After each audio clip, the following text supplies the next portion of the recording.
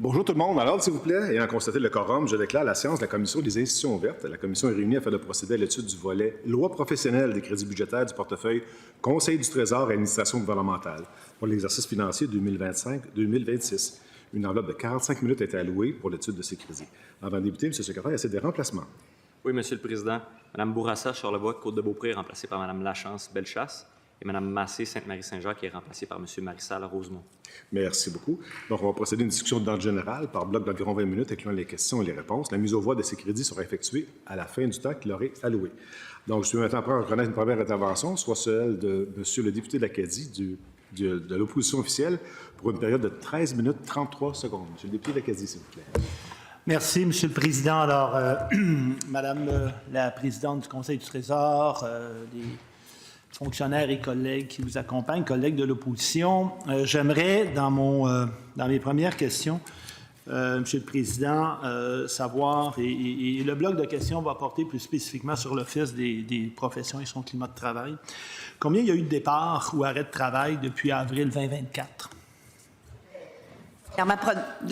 Permettez-moi de prendre les premières minutes, ou en cas de quelques secondes, les premières minutes pour saluer les collègues de l'opposition, saluer mes collègues qui vont m'accompagner. Puis ça va me donner l'occasion de vous présenter justement la présidente de l'Office, qui est Maître Mélanie Hillinger, qui vient d'arriver en poste il y a, je pense, 4 semaines.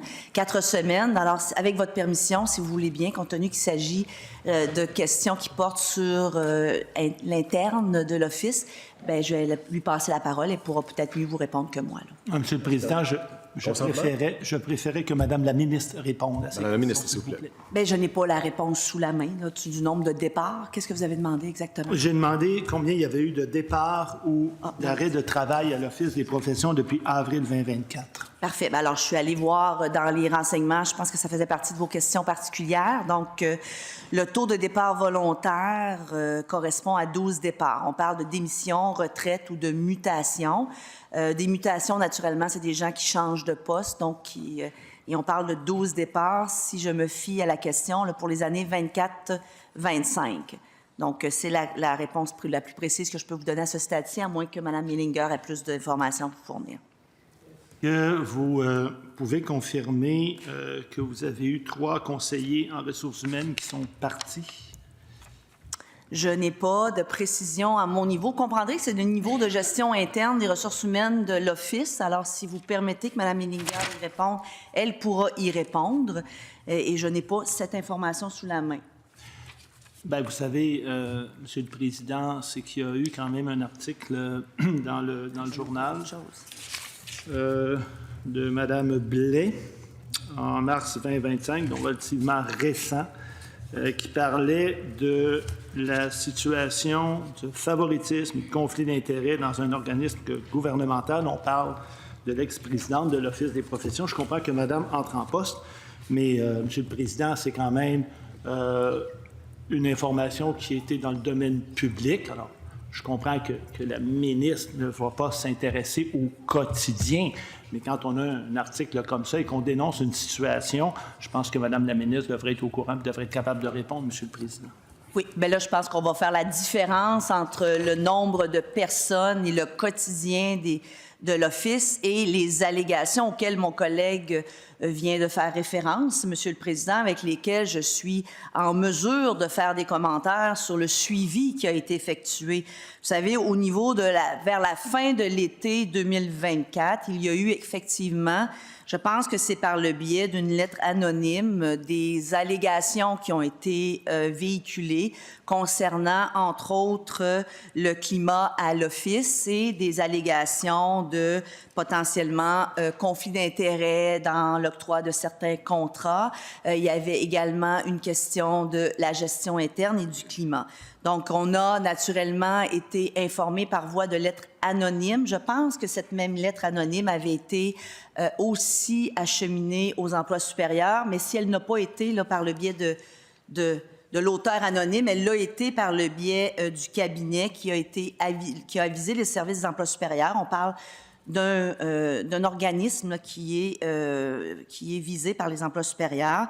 Donc, il y a eu plusieurs demandes de vérification qui ont été faites auprès de plusieurs organismes, dont la Commission de la fonction publique, qui a produit un rapport et certaines recommandations sur la gestion contractuelle à l'interne, recommandations que nous avons demandé à l'Office d'appliquer, que nous accompagnons, l'Office pour l'application de tout ça.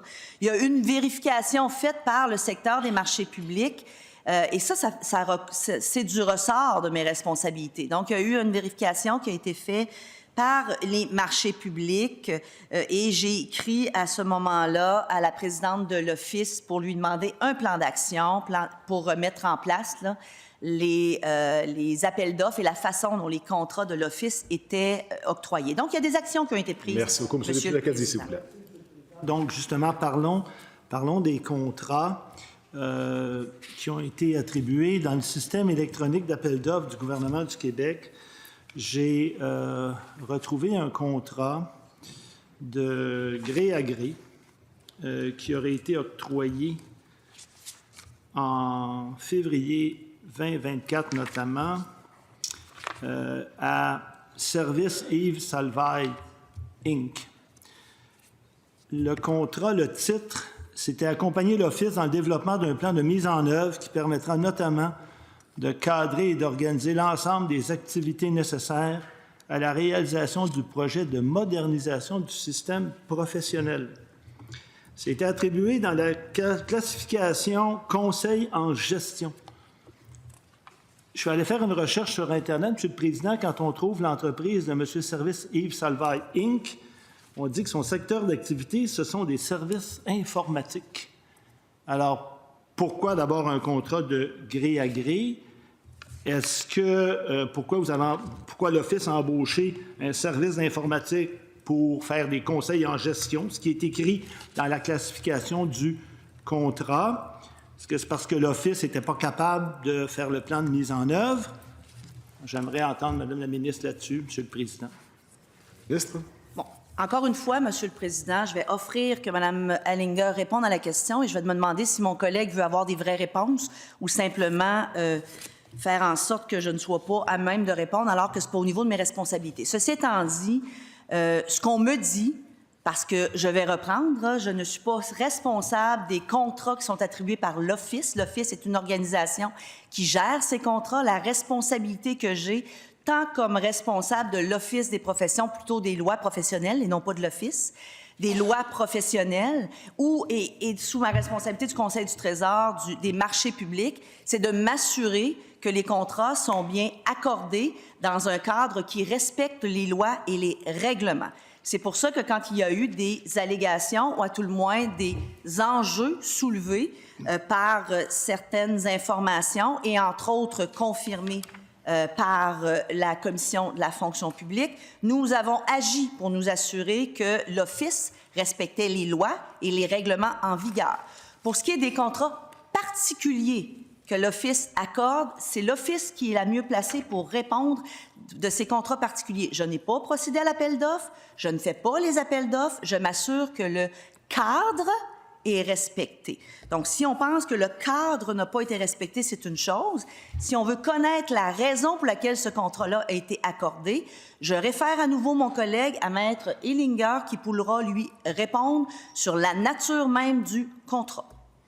Monsieur le député Lacadie. Merci, M. le Président. Ma compréhension, c'est qu'il n'y en a pas eu d'appel d'offres parce que c'est un contrat de gré à gré. Est-ce que vous savez s'il y avait des liens particuliers entre Mme de Rome, l'ancienne présidente, et M. Salvaille? Lors de la vérification de la Commission de la fonction publique, je sais qu'il y a un lien qui a été vérifié et c'était la fille, je pense, d'un ami, mais rien dans ce contrat-là, à ma connaissance, n'a été soulevé de telle sorte. Il n'y a rien qui a été porté à mon attention sur ce contrat-là. Okay. Une fois que vous avez obtenu ces informations-là concernant la fille, est-ce qu'il y a des actions que vous avez prises pour aller plus loin dans ce domaine-là? Ça semble être du favoritisme de mon point de vue. Bien, la Commission le conclut. Donc, je répète, la Commission a émis des recommandations pour être capable de redresser la situation. Cette personne-là a été congédiée, elle a quitté. La Commission de la fonction publique a eu accès à à l'ensemble de l'information. Il y a eu également un accompagnement qui a été mis en place par le Conseil du Trésor lui-même. Donc, vous devez comprendre que j'ai le secrétariat du Conseil du Trésor sous ma responsabilité et j'ai la responsabilité des lois professionnelles. Donc, non pas de l'Office, mais l'Office fait partie de ce cadre-là. Et sous ma responsabilité de pure, si je dois dire, de présidente du Conseil du Trésor, j'ai demandé SSMP, sous-secrétariat des marchés publics, d'accompagner, d'aller vérifier, de donner de l'accompagnement à l'Office pour s'assurer que les règles étaient respectées. Mais je répète, sur ce contrat-là particulier, à ma connaissance, en tout cas à mon niveau, il n'y a pas eu d'allégation de favoritisme. Et je vais prendre 2 minutes mon chapeau de Conseil du Trésor. Il n'est pas interdit dans les cadres et dans les lois de faire des contrats de gré à gré.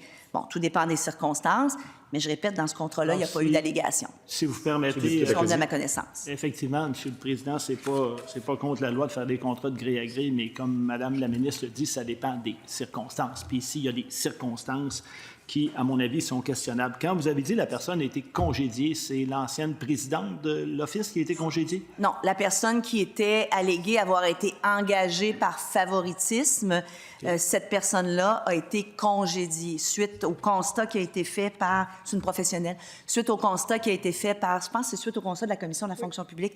Il y a eu tellement d'événements et de dates et j'ai demandé, naturellement, à la Commission de la fonction publique est indépendante là, dans ses vérifications.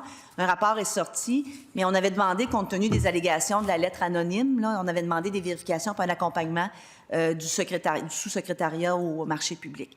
Donc, la personne dont je fais mention est la personne qui était à être alléguée, celle avoir été engagée par favoritisme. Elle a été congédiée suite au rapport. Il y a des recommandations de la Commission de la fonction publique que l'Office doit mettre en place. C'est qu'elle mettra en place, j'en suis certaine. Et il y a également un rapport de vérification qui a été... moi, j'annonce à la FIS, je pense que c'est au début février, oui, qu'en septembre, j'ai confié un mandat au sous-secrétariat, au SCT, celui que je vous parle, que cette vérification-là a fait certains constats, certaines recommandations, puis que j'ai transmis le rapport à l'Office, puis je m'attends à ce qu'ils les mettent en place. Merci, M. le député Casier. Merci, M. le Président. Donc, autre contrat qui a été accordé de gré à gré, c'est un contrat pour procéder à une analyse approfondie de la gestion du fonds d'études notariales constitué par la Chambre des notaires du Québec. Un contrat de gré à gré pour des conseils en gestion. La valeur totale du contrat, c'est 75 000 $. Est-ce que vous pouvez m'expliquer pourquoi ce contrat-là a été donné et que se passe-t-il avec le fonds d'études notariales? Parce que quand on regarde à qui le contrat a été donné, MNP, c'est une société qui fait des audits en particulier. Et pourquoi un contrat de gré à gré? Parce qu'il y a plusieurs firmes qui sont capables de faire des audits. Madame la ministre, s'il vous plaît. Il est de gré à gré parce qu'il est en bas du seuil qui permet de le faire. Je peux vous donner, par contre, un peu plus d'historique sur le fonds d'études notariales. Je pense que et le contrat a pris place là, dans le cadre de... Et là, je cherche pour avoir la bonne séquence des choses. Le contrat a pris place là, dans le cadre de ce fonds, de cet examen-là, du fonds d'études notariales, que j'ai demandé à l'Office. Donc, il y a eu, vous vous souviendrez, plusieurs allégations dans les journaux à certaines époques. Vous pouvez peut-être me donner juste la séquence pour que je puisse la donner de façon adéquate à mon collègue. Il y a eu à certaines époques des allégations là, qui circulaient dans la presse. Je pense que c'est en 2022, dans la presse, qui rapporte que la Chambre des notaires là, cumulerait des fonds là, par le biais de le fonds d'études notariales et qui mettait en doute l'utilisation de ces fonds-là par la Chambre des notaires. Il y a eu plusieurs appels de journaux, plusieurs allégations, et c'était pas la première fois de toute façon qu'on en entendait parler.